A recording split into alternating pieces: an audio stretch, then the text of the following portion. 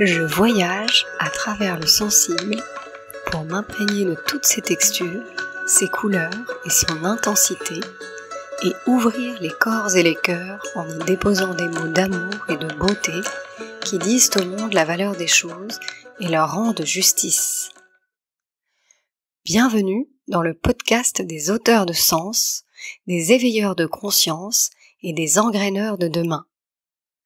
Autant de voix rassemblées en un mouvement militant en faveur du vivant, une matière vibrante qui de ses ondes grandissantes va souffler sur le monde un vent d'amour et de liberté et participer en toute humilité à la régénérescence du fascia planétaire, du tissu cellulaire de l'univers, comme des milliers d'étoiles.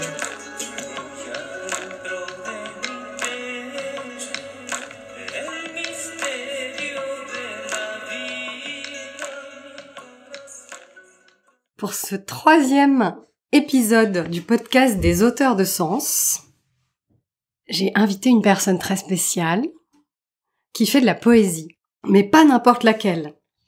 Elle transcende son histoire personnelle pour réenchanter nos écosystèmes professionnels.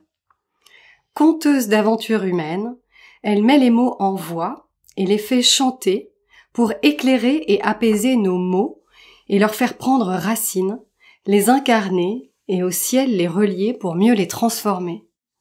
Elle parle à nos cœurs avec délicatesse pour les reconnecter au vivant et, en dévoilant la sienne, à la merveilleuse vulnérabilité qui fait de nous des êtres si singuliers. En cheminant vers qui elle a à être, en répondant à l'appel de son âme, la guidant vers sa contribution au monde, elle nous invite, à travers ses contes urbains, ses contes du quotidien, ses mélodies parlées, à tomber les masques pour réaliser à quel point il est urgent et important d'être soi, tout simplement. Bonjour Violaine. Bonjour Diane. Merci d'être là et de prendre ce temps à l'aube de ton premier spectacle, ton One Woman Poetry Show, dont je mettrai le trailer pour les auditeurs dans le résumé de l'épisode. Alors tu sais, ce podcast est dédié aux auteurs de sens, aux personnes et notamment aux femmes qui ont fait le choix d'être les créatrices de leur propre vie, de lui donner le sens dont elles avaient besoin pour pouvoir influencer positivement le monde. Et je crois que pour la plupart des femmes aujourd'hui, tout est à réinventer, à réécrire. Je me demande comment est-ce que tout ça résonne pour toi, et puis que tu nous en dises un peu plus sur ce que c'est qu'une conteuse d'aventures humaine pour toi. Waouh, merci déjà pour ta présentation. Je suis très honorée déjà d'avoir cet échange avec toi aujourd'hui.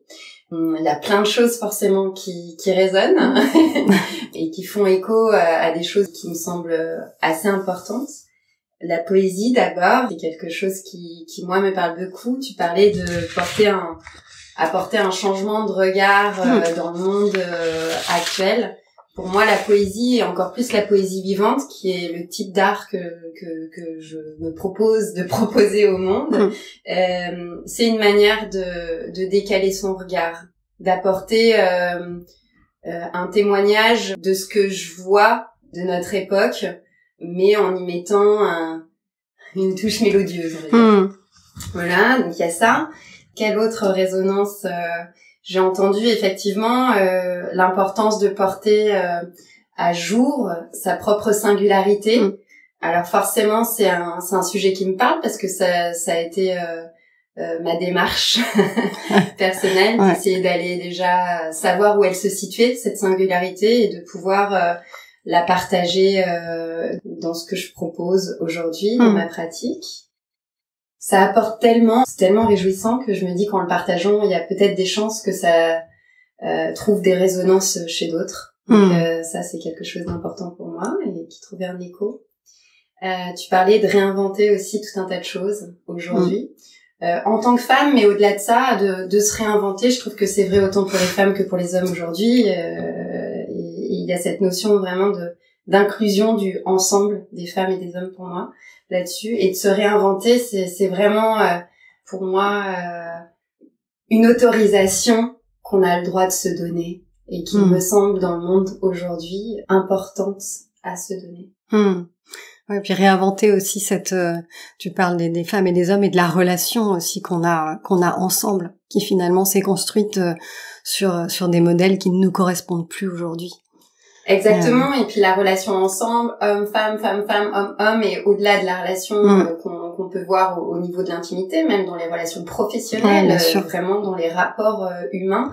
Et ça, c'est un sujet aussi qui me passionne beaucoup et qui est au cœur, je pense, de mon activité, qui sont les dynamiques humaines dans le relationnel, la relation à soi, la relation à l'autre et aux autres. Donc celui qui nous entoure, la nature et le monde tel qu'il est.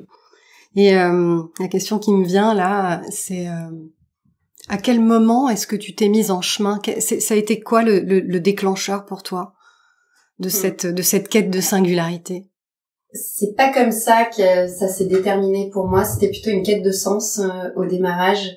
C'était il y a un peu plus d'une dizaine d'années. Et je pense que ça s'est manifesté d'abord professionnellement. À la veille de mes 30 ans, je regardais un peu ma vie, même si j'y trouvais plein de choses passionnantes. Même dans les apprentissages professionnels que j'avais, je me disais si ma vie doit ressembler à ça, ça va être un peu long.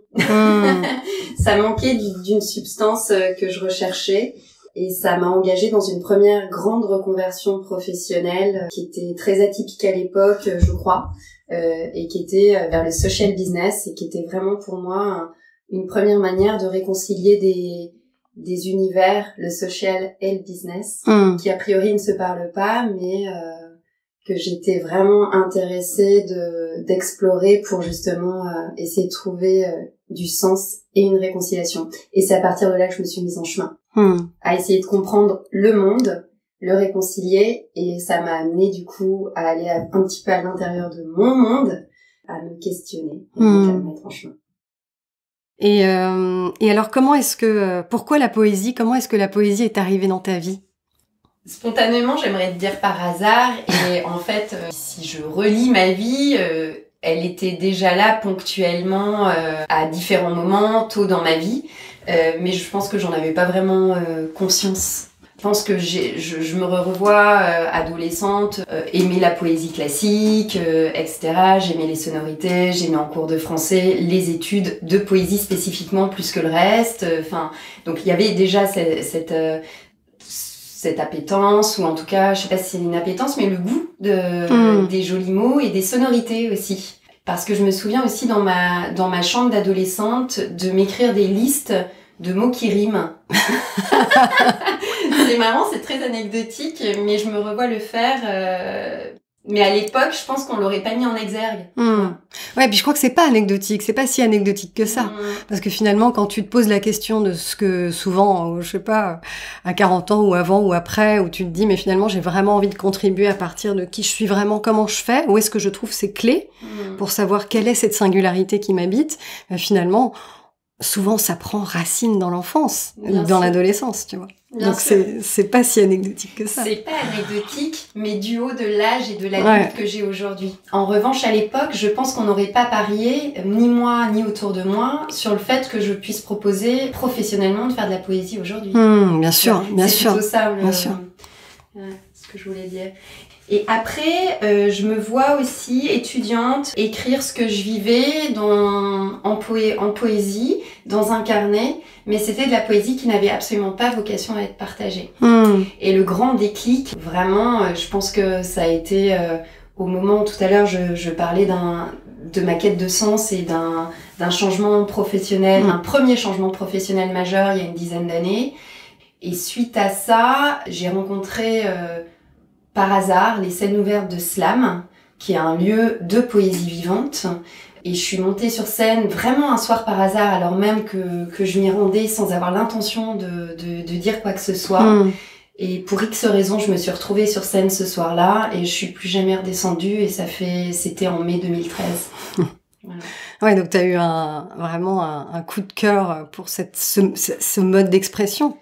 Ouais, un mode d'expression très libre, et puis vraiment pas formaté. Et c'était quelque chose qui était très différent des contextes dans lesquels j'avais pu connaître l'écriture auparavant. Donc ça m'a beaucoup plu. Décloisonné, quoi. En tout cas, sans barrière, sans protocole, sans règles, finalement. Ouais, quelque part, la seule règle, c'était qu'est-ce qui vient et essaye de pas trop faire de rature. Le premier jet est un bon jet, quoi qu'il arrive. Puis après, ça se travaille, etc. Mais il y avait vraiment, j'ai trouvé dans cet univers-là une culture d'expression aussi des émotions, chose qui était pas non plus très familier pour moi, alors que j'en déborde. Donc ça a été comment, justement, plutôt que déborder d'émotions, comment le canaliser dans un moyen d'expression. Et pour moi, ça a été vraiment un outil fabuleux de grande libération et de grand apprentissage et voilà, que j'ai bonheur à partager sous une forme ou sous une autre aujourd'hui. Ouais, je trouve que c'est important ce que tu dis sur les émotions. Aujourd'hui, on met des mots sur les gens hypersensibles, etc. Enfin, on se rend de plus en plus compte que l'émotionnel, les émotions sont un peu le sel de la vie, finalement. Et puis, nous, on vient d'une génération où on les a un peu éteintes. Hein. C'était pas très permis.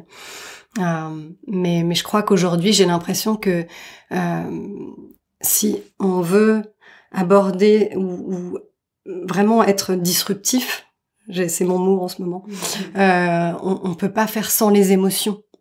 Et finalement, ma question suivante, c'est, tu fais de la poésie en entreprise, ce que je trouve super audacieux, et à la fois, la question que j'ai envie de te poser, c'est, est-ce que c'est parce que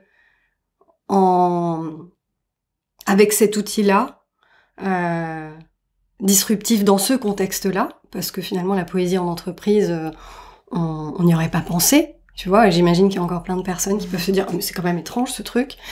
Eh ben, est-ce qu'on accède au cœur plus facilement? J'ai envie de le croire. Ouais. En tout cas, je trouve que c'est important pour moi, en tout cas, de réhabiliter la dimension sensible, si ce n'est émotionnelle, mais pour moi les deux vont un peu ensemble, dans le milieu de l'entreprise. Je dis pas qu'elles n'existent pas, ces dimensions-là, mais enfin on les a quand même bien mises de côté, en tout cas dans ce que j'ai pu y voir. Et puis il n'y a pas de jugement en soi là-dessus. La seule chose, c'est que je crois beaucoup en la réconciliation des contraires, en fait, et à trouver une espèce de juste milieu entre les deux. Et pour moi, c'est très important. J'ai un texte, d'ailleurs, qui m'a fait rentrer en entreprise, qui s'appelle On me dit utopiste, et qui parle du jeu d'équilibriste entre la raison et la passion. On pourrait très bien mettre le mot émotion à la place de la passion. Et donc, et je crois que c'est vraiment comment réconcilier le pragmatisme et l'idéalisme, comment rassembler ces contraires. Et je crois que les émotions ont un vrai rôle à jouer, parce qu'à force de les rejeter ou d'en avoir peur dans un contexte professionnel, c'est le meilleur moyen de créer soit des frustrations, soit des débordements. Or, l'émotion, quand elle est prise en elle-même, telle qu'elle est, ni rejetée, donc ni frustrée, ni en débordement excessif, on va dire, ben ça peut être une porte d'entrée, ça veut dire mouvement quand même, émotion à l'origine et étymologiquement. Ça peut être une mise en mouvement de projets très ancrés dans la terre et très cartésien. En tout cas, c'est ma conviction. Ouais. Je suis assez d'accord. Et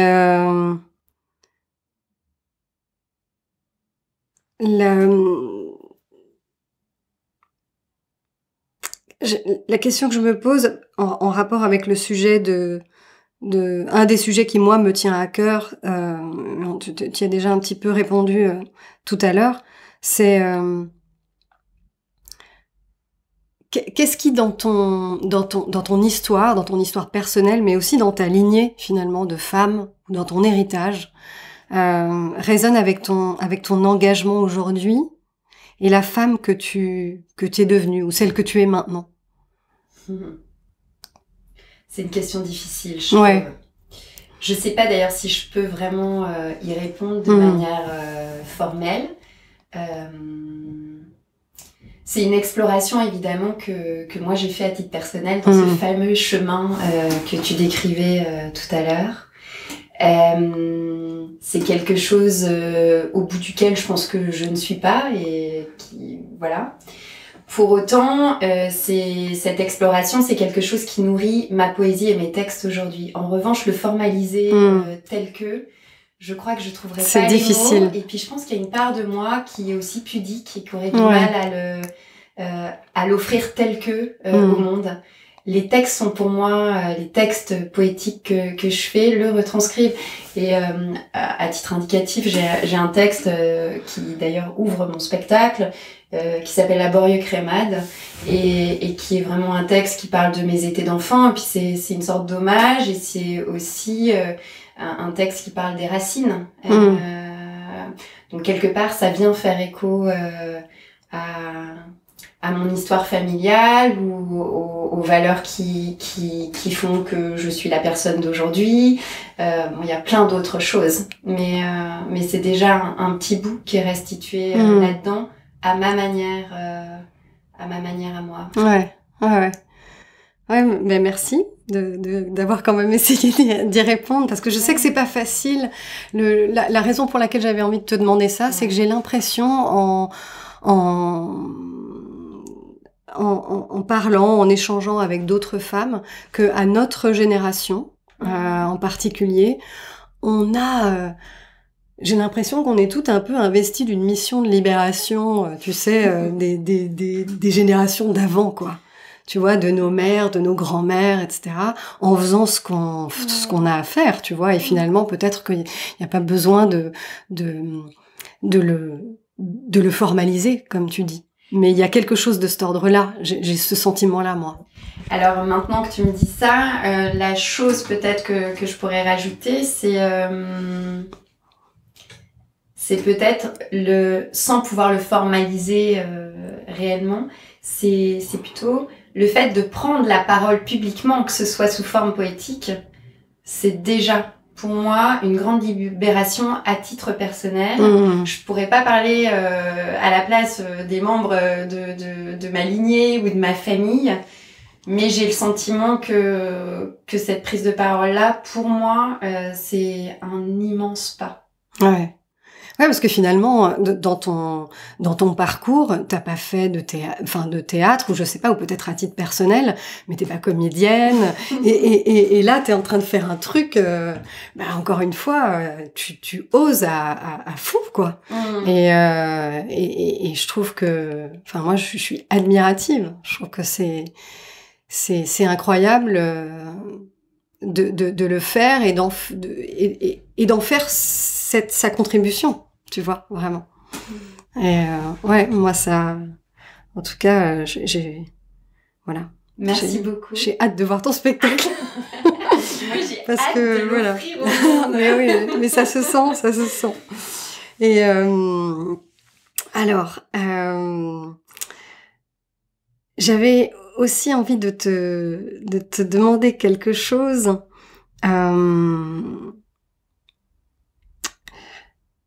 Comment est-ce que, tel que je l'imagine, quand on fait ce chemin-là de reconnexion à soi, surtout dans un domaine aussi sensible et aussi proche de qui on est à l'intérieur, j'en parlais en introduction, on doit se maintenir à un certain niveau de fréquence vibratoire, tu vois. Comment est-ce qu'on s'extrait du chaos du monde? Comment est-ce qu'on se ressource, tu vois? Est-ce que toi, tu mets en pratique des choses pour maintenir cette connexion? Oui.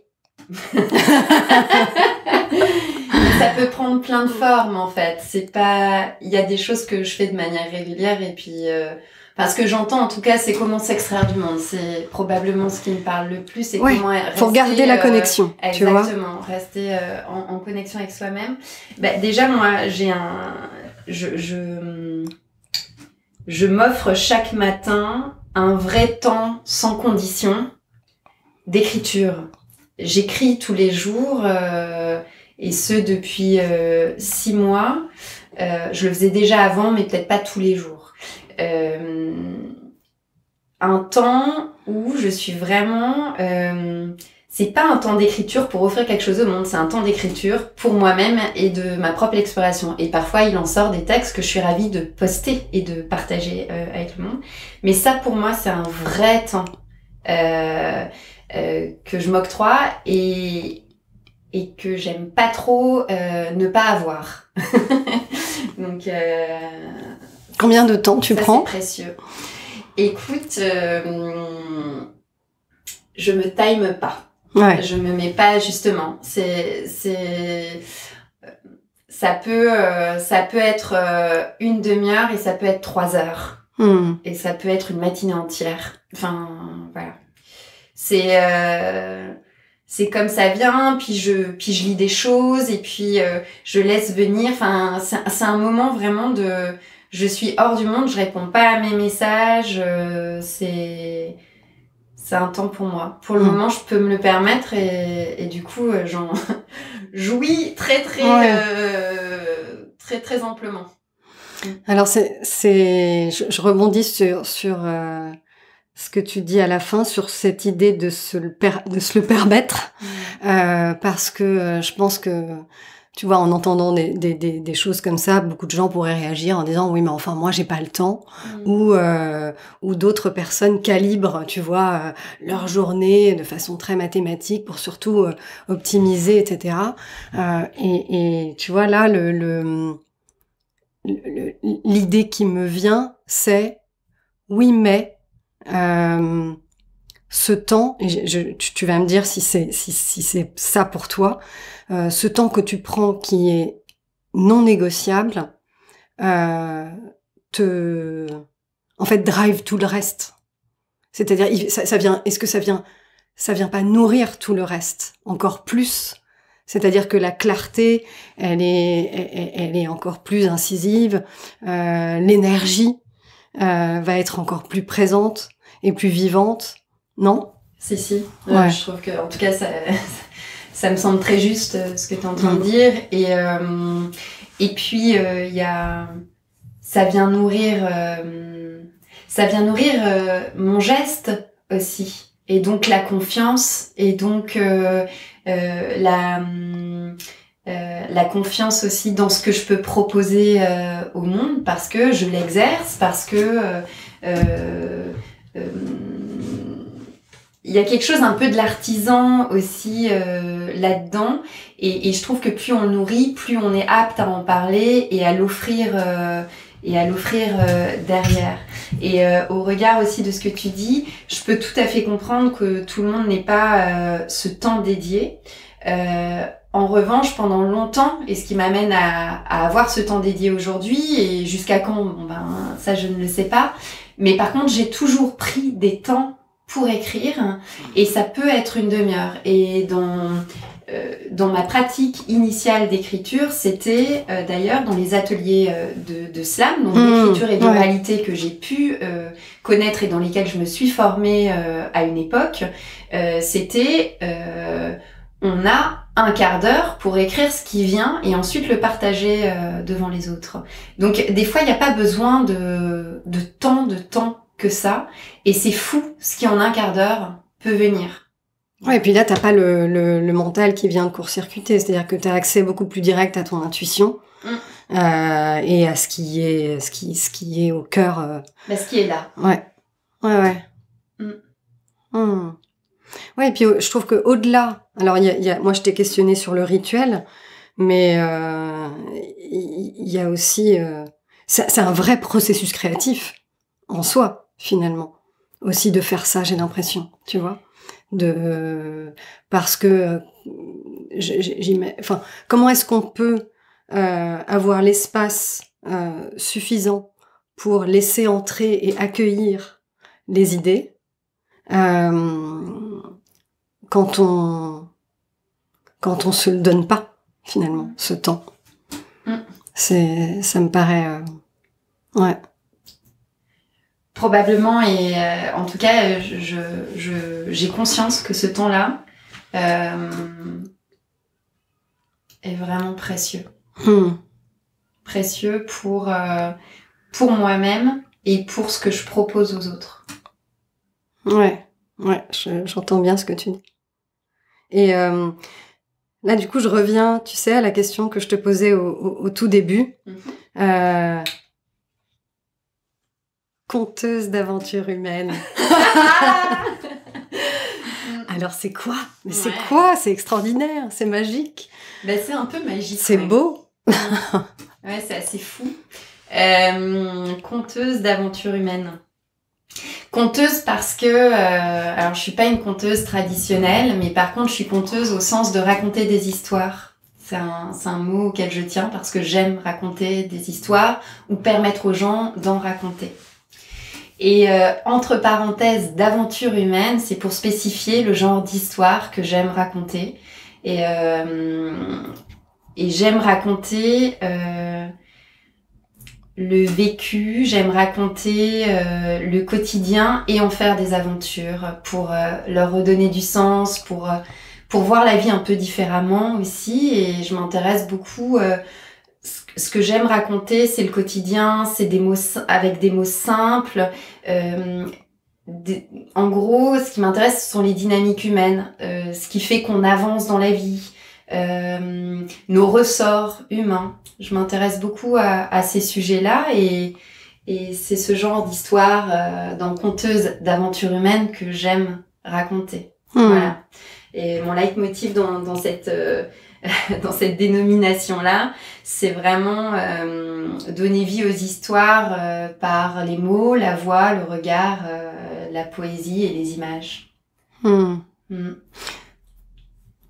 Ouais, et puis alors moi, ce qui me plaît, et là je fais le lien avec cette histoire de réécriture et de réinvention de qui on a à être, parce que finalement, voilà, aujourd'hui, toi, tu t'autorises à t'appeler conteuse d'aventures humaines, et je trouve que c'est un bel exemple de réécriture de soi, tu vois, et de dire, ouais, en fait, qui a dit que je ne pouvais pas être ça? Et puis, à partir du moment où je le dis, je le suis, tu vois, et je le deviens. Et c'est ça que je trouve formidable. Ça veut dire qu'en réalité, la page est toujours blanche. Ouais, tout à fait. Et j'ai une grande joie à me dénommer comme ça, tout en précisant derrière aussi que je suis auteure, interprète, facilitatrice, performeuse, poétesse, bref. Mais cette terminologie de conteuse d'aventures humaines, je suis heureuse, là encore, de m'autoriser une grande liberté qui fait sens pour moi. C'est pas juste des jolis mots que j'ai mis les uns à côté des autres. C'est ce que je te disais tout à l'heure. J'aime raconter des histoires qui parlent d'un vécu et qui montrent que les ressorts et ce qu'on vit, les ressorts humains, sont des aventures en soi et que c'est ce qui rend la vie palpitante. Et c'est ça le message que j'ai envie de faire passer, je crois. Et à titre personnel, au niveau du grand public et en entreprise, je crois que les aventures entrepreneuriales sont des grandes aventures humaines. Donc il y a beaucoup de ressorts au sein des collectifs et au sein et à l'échelle des individus. Ouais, et puis je crois qu'on peut plus dissocier, on peut plus se dissocier. Tu vois, je me dis, en entreprise. Et aujourd'hui, ça me semble encore plus essentiel, tu vois, de pouvoir contribuer à ces écosystèmes-là d'une manière authentique et vivante, comme tu le fais, parce que on peut plus se comporter d'une certaine manière en entreprise et se comporter d'une autre manière, plus ou moins, tu vois, ailleurs. Je crois parce qu'on devient schizophrène, quoi. Et on a besoin d'être unifié entre soi et soi, quoi. En tout cas, moi, c'était quelque chose qui n'était plus forcément possible pour moi, donc je partage tout à fait ce point de vue-là. Je sais pas si c'est partagé par tous, mais c'est ce que j'ai à cœur, en tout cas, de proposer. Ouais, je trouve que ça rend la vie quand même beaucoup plus simple, fluide, agréable aussi, d'être soi en toutes circonstances, en fait, et quel que soit le contexte dans lequel on est. C'est d'ailleurs en illustration, j'ai un autre texte qui parle un peu de ça, qui s'appelle Au bal masqué, qui est aussi dans mon spectacle et qui est parmi les textes que je propose aussi en entreprise et qui parle des rôles qu'on peut jouer en société et justement comment, en tout cas, qui questionne. J'aime bien questionner la vie plus que lui apporter des réponses, déjà parce que je les ai pas. Mais ce texte-là, il amène à questionner vraiment, est-ce qu'on a besoin de tous ces rôles? Est-ce que ce serait pas plus simple d'enlever ces masques que parfois on porte? Oui, non, je ne sais pas. Après, je fais part d'une histoire que j'avais envie, moi, de raconter. Ouais. Et puis, tu sais, c'est un truc qui résonne, là, c'est... tu racontes en mélodie les histoires du quotidien, et je crois que de tout temps, dans toutes les tribus, dans tous les peuples, je pense notamment à l'Amérique du Sud, tu vois, où il existe des femmes et des hommes d'ailleurs, mais beaucoup de femmes qu'on appelle les cantadoras, et qui sont là pour transmettre les histoires de vécu pour pouvoir enseigner aux générations d'après. Et c'est pas forcément des histoires imaginaires, c'est vraiment des histoires un peu comme dans les 13 mères originelles, tu vois, c'est des histoires qui sont porteuses d'une vraie médecine. Et donc je me dis que nous, à notre époque, dans notre Occident, avec notre culture et en restant qui on est, on peut le faire aussi. Et il me semble que c'est exactement ce que tu fais. Merci de me dire ça. En tout cas, je crois que il y a oui, je me suis aussi beaucoup intéressée au peuple premier. Je me suis intéressée à tout un tas de traditions orales dans ma vie, parce que par curiosité et parce que vraiment l'oralité et le conte oral étaient passionnants pour moi. Et dans ce que tu dis, oui, je trouve que ça transmet énormément de choses. Ça parle d'époque, ça parle de messages universels aussi parfois. Alors je peux pas dire je parle de messages universels, mais par contre je crois qu'en partageant des histoires qui parlent de notre propre singularité, en l'occurrence de la mienne, ça autorise les autres à parler de la leur et de leur propre regard sur le monde qu'ils traversent et le monde qu'ils vivent eux. Et du coup, je trouve que c'est ça qui est très beau, parce que ça donne un regard 360 sur le monde qu'on vit à travers les regards singuliers de chacun, qui ont tous, pour moi, leur valeur. Donc, à la fois partager mes textes comme les conteuses d'Amérique du Sud dont tu parles, et créer aussi des espaces en entreprise et ailleurs qui permettent aux gens d'aller chercher leur propre histoire et de la raconter à leur tour. Je trouve que ça donne un regard amplifié sur le monde, et beaucoup plus riche que parfois ce qu'on peut entendre dans nos quotidiens. Ouais, complètement d'accord. Et qu'est-ce que quand tu interviens comme ça et que tu comptes tes histoires, qu'est-ce que tu observes dans le regard des gens, ou voilà, quel effet ça leur fait? Alors je peux pas parler pour eux, mais je peux te dire ce que j'ai observé. Ce que toi tu ressens. Ouais, bien sûr.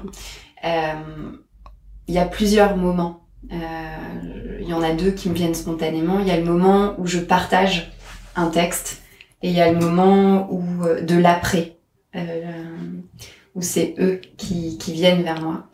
Pendant que je partage un texte, il se passe quelque chose de très beau, parce que il y a une vraie écoute en fait de la part des auditeurs.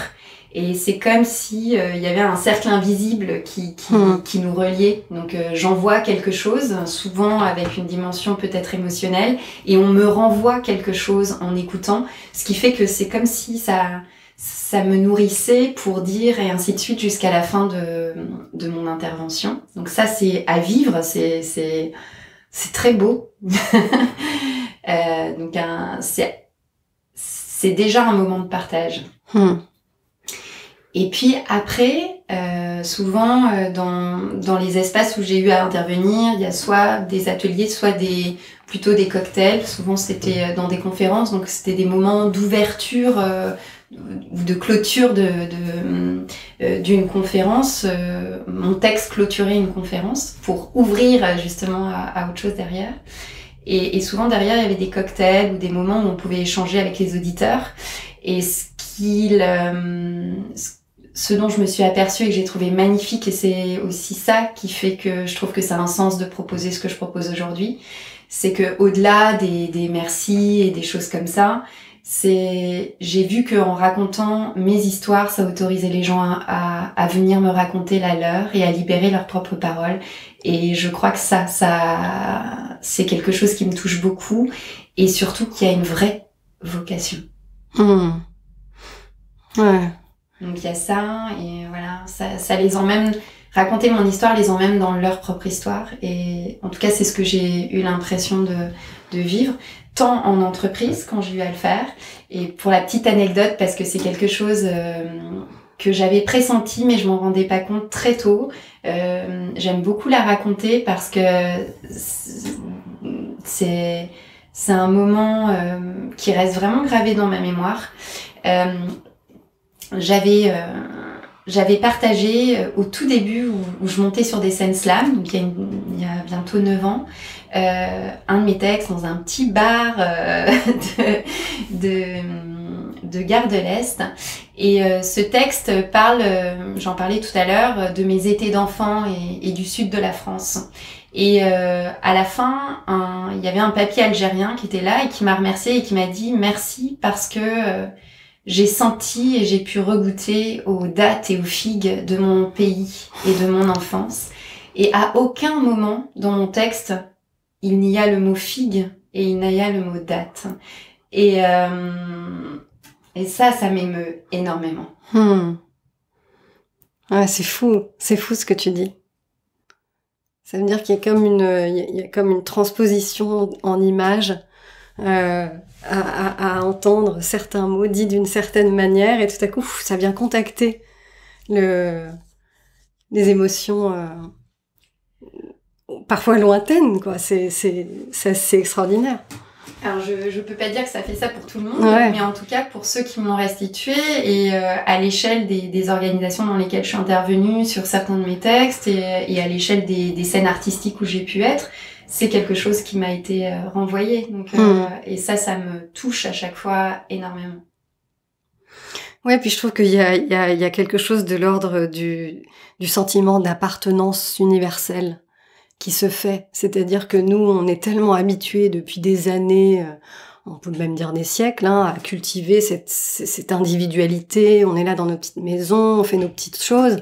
Et puis, en réalité, on est presque, on est tous tellement reliés qu'on est presque une seule et même personne, quoi, tu vois. Et donc, ce que tu dis tout à l'heure sur la résonance de ton intimité sous cette forme-là poétique, qui avec celle des autres, bah tout à coup, ça prend une dimension. Ah ouais, on est tout un monde, on est toute une communauté. On est des êtres reliés. Et on est fait de la même matière. Exactement. Et du coup, dans ces moments-là, j'ai le sentiment qu'on se relie par des choses essentielles, en fait. On vibre. On vibre ensemble. Ah, c'est fou. Alors, peut-être ma dernière question.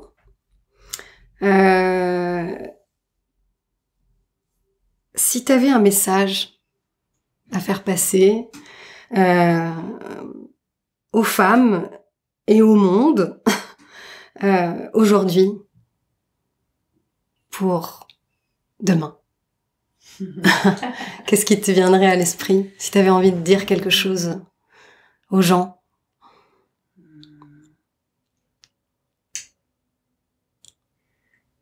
Cultiver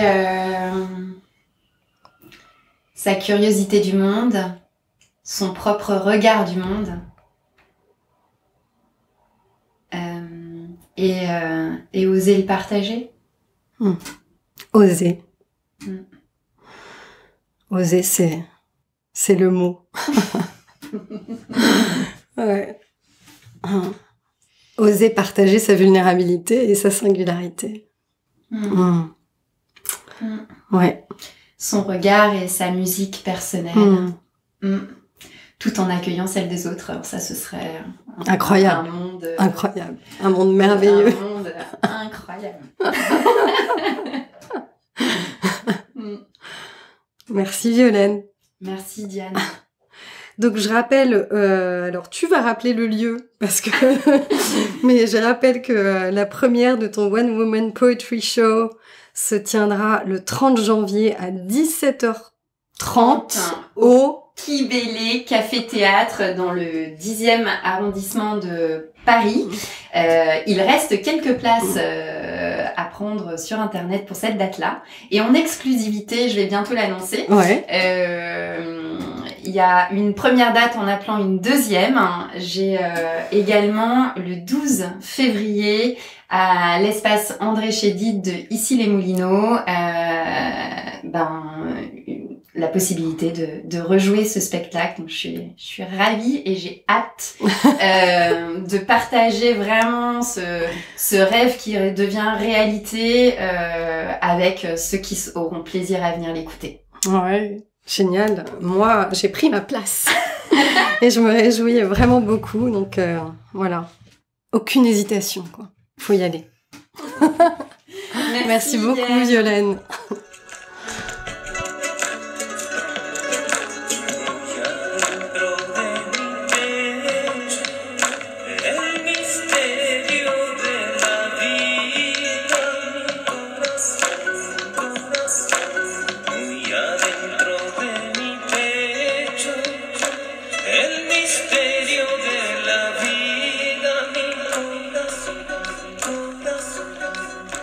Es una voz escondida entonando una canción, es una luz encendida.